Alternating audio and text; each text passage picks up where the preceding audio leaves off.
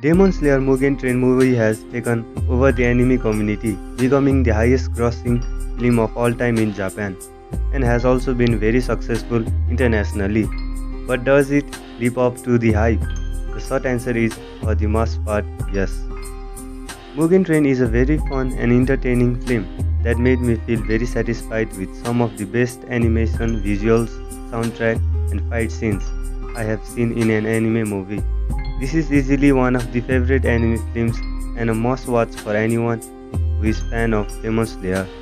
Mugen Train picks up exactly where the show left off as three main heroes of the show meet up with the Hashira Rengoku on a train to stop a demon that has the power to put people to sleep and trap them in their dreams.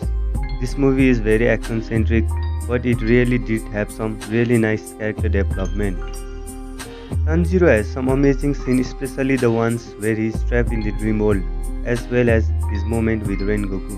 Inosuke, who had some real genuine growth, where he seemed to be more willing to cooperate with his comrade and was far less reckless. Rengoku was just awesome.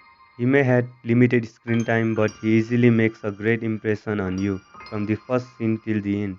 Enmu and Akaza, the two main antagonists, didn't have that much character depth to them, but certainly made up for it with their screen presence.